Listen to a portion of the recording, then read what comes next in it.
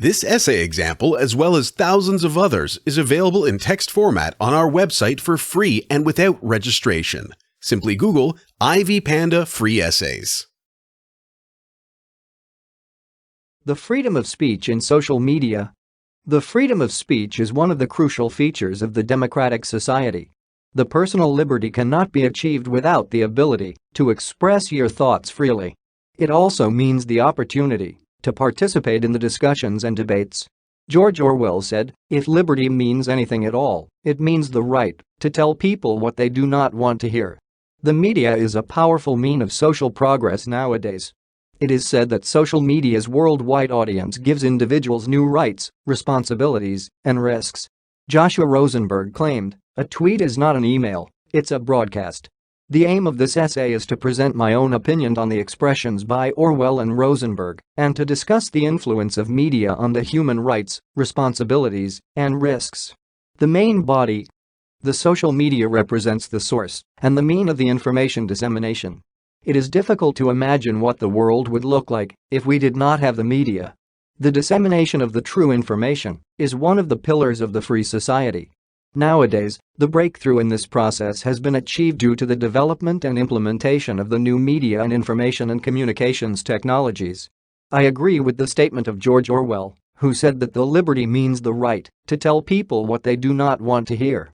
It goes without saying that all people are different and, thus, their views on the changes occurring in the surrounding world differ. However, the social progress cannot be achieved without the conflict solving and decision-making. The availability of the different opinions contributes to the arriving at the best solution. The freedom of speech implies the opportunity of the unhampered expression of the opposite views. How can we say about the liberty and personal freedom if we are afraid of protesting and arguing? The truly democratic society is the one which encourages the independent thinking and the expression of the opposite views. Catherine Gelber in her article Freedom of Speech and Australian Political Culture considers the opinions of the Australian politicians, representing both the coalition and opposition in the beginning of the 1990s. Gelber tries to say that the history of the freedom of speech in Australia consists of the periods of the increasing public debates on the issue of human rights and their protection. In 1992, the wide discussions contributed to the recognition of the freedom of speech in Australia. Although the representatives of the various political parties have different views on the concept of freedom of speech, all of them indicate to its importance for the society. Gelber says that the majority of Australians believe that the freedom of speech exists in the Australian society. Undoubtedly, it shows that people feel their liberty in saying what the others do not want to hear. There is a famous expression by Joshua Rosenberg, "A tweet is not an email, it's a broadcast." I think that he means that if the conversation includes more than two persons, it is public and it disseminates the information rapidly. In the context of the human rights, it can be said that the tweet or wide discussions are vital for the dissemination of the information and contribute to the freedom of speech. I agree with the statement that the social media's worldwide audience gives individuals new rights, responsibilities, and risks. In this respect, censorship remains one of the most significant hazards.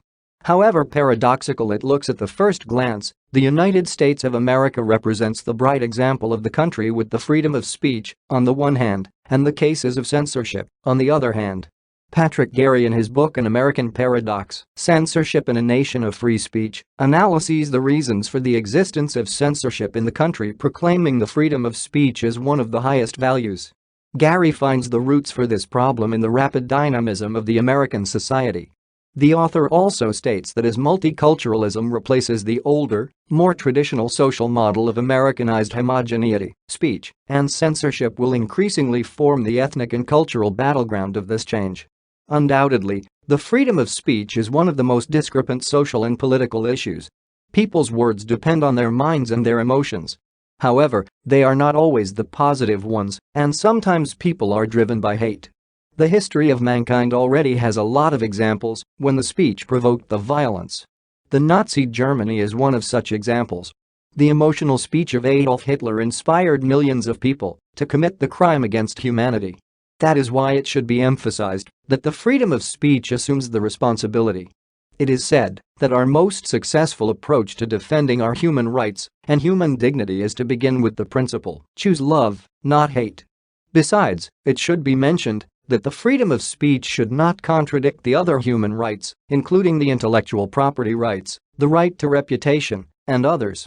The government intervention in the dissemination of the information should not go beyond the boundaries of the protection of the confidential information, reputation, public safety and order. The debates provoked by the promulgation of the secret information by WikiLeaks shook the public. Although there were different views on the activity of the website, it is obvious that it made the confidential information public, thus violating the right to privacy and supporting the freedom of speech. According to Little, there is a difference between disclosure of information relating to private lives of individuals and that relating to governments. The European authorities support the freedom of speech but indicate to the importance of licensing of broadcasting and the verification of the information disseminated by the media.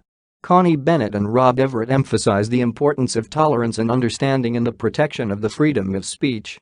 At the same time, the authors state, free and open access to the universe of ideas not only enriches the lives of a country's citizens, it protects them from the harm caused when ignorance and misinformation go unchallenged by facts.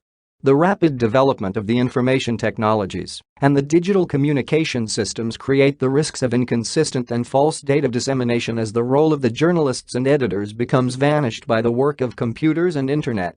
At the same time, the modern technologies may help to overcome the bias in the information disseminated by the media. There are a number of the social organizations aimed at protecting the freedom of speech and the activity of the journalists all over the world. In particular, Freedom House provides the support to the advocates of the human rights to defend the free media and the right to independent expression. Conclusion. In order to sum up all above mentioned, it should be said that the freedom of speech is one of the main human rights.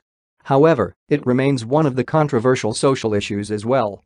The freedom of expression implies certain responsibilities, including the respect to the privacy of other people as well as to the results of their intellectual activity. The development of the information technologies changes the media and the communication systems. The new tendency creates both the opportunities for the facilitation of the freedom of speech and risks of the dissemination of the false information. This essay on the freedom of speech in social media was written and submitted by your fellow student. You are free to use it for research and reference purposes in order to write your own paper. However, you must cite it accordingly.